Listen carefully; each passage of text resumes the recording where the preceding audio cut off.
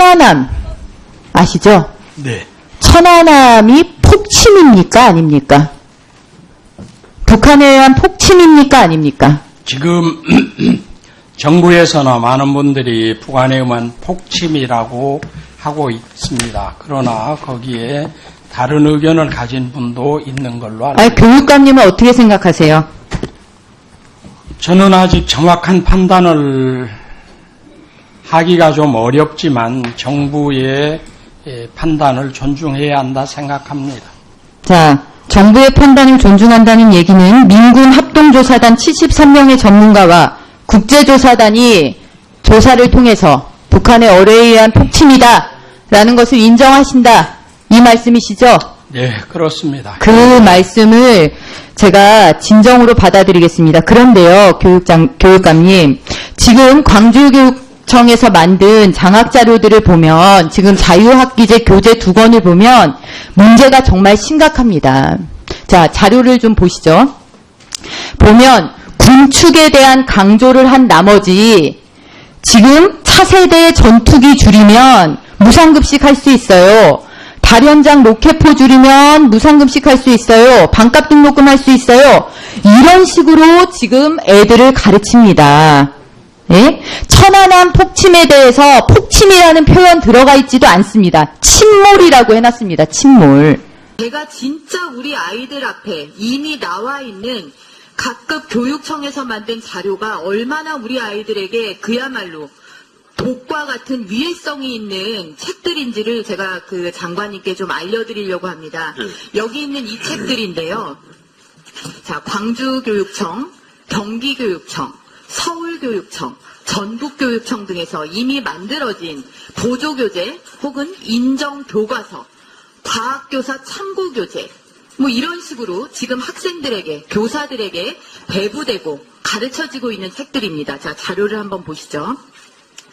자, 제가 광주교육청 국정감사를 하면서 정말 깜짝 놀랐습니다. 광주교육청에서 자유학기제, 정부의 역점 추진 사업인 자유학기제의 교재를 2권을 만들었습니다. 즐겁게 놀다 보면 나도 통일 전문가, 민주인권 평화교육 학습자료라는 걸 만들었는데 그 내용을 한번 보시면 제가 요 내용을 하나 드리면서 먼저 장관님께 문제 하나를 드릴게요.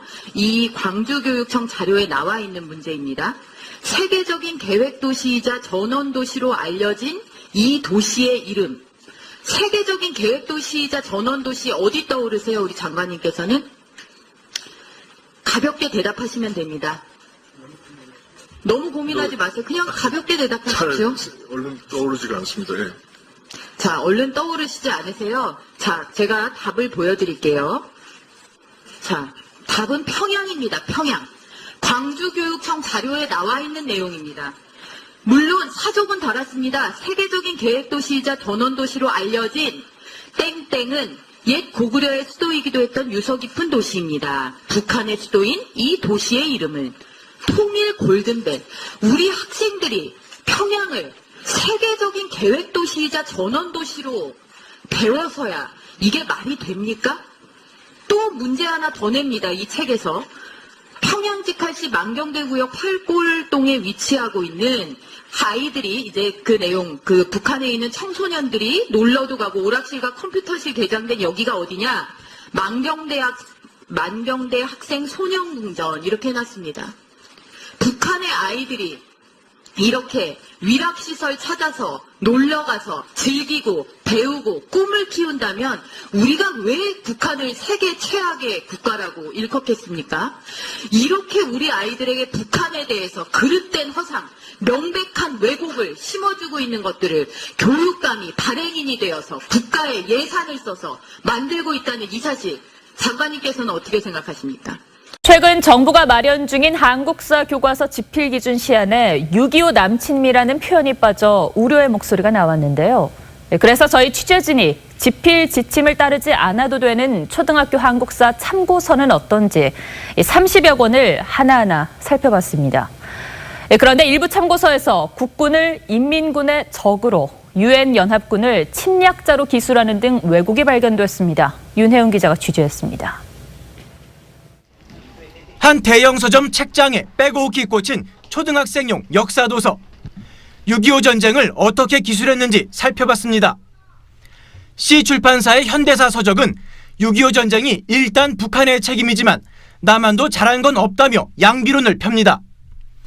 S출판사의 논술 지도교재는 북한이 쳐들어온 이유가 민족 반역자에게 고통받는 인민을 해방시키기 위함이라고 적었습니다. 흔히 북한에서 이야기하는 자기들의 변명식의 논조를 그대로 반영해서 지금 서술해 놓은 것 같은 느낌을 많이 받았습니다. 이뿐만이 아닙니다. 국군은 인민군의 적이라고 해놨고 유엔연합군은 땅을 빼앗는 침략자로 기술했습니다. 그런가 하면 북한군이 낙동강까지 밀고 내려왔을 때를 조선민주주의 인민공화국이 민족 반역자와 악질지주를 처단했다고 미화했습니다. 반면 국군과 유엔군은 17만 명을 학살했다고 비난합니다. 초등학교 때 이런 엉터리 같은 왜곡된 역사관이 고스란히 지금 노출되는 거잖아요. 범죄 행위 같아요. 지필 기준을 따르지 않아도 되는 역사도서 일부에 6.25 전쟁 왜곡이 도를 넘었습니다. TV조선 윤혜웅입니다. 어제도 전해드렸습니다만 우리 어린이들이 보는 일부 역사도서에서 심각한 문제점들이 발견되었습니다. 북한의 김일성은 전설적인 영웅, 반면 이승만 대통령은 꼭두각시로 묘사하는가 하면 대한민국의 정통성을 비하하는 듯한 표현도 여러 군데서 발견됐습니다. 윤혜웅 기자의 보도를 먼저 보시고 더 자세한 얘기는 직접 물어보도록 하겠습니다.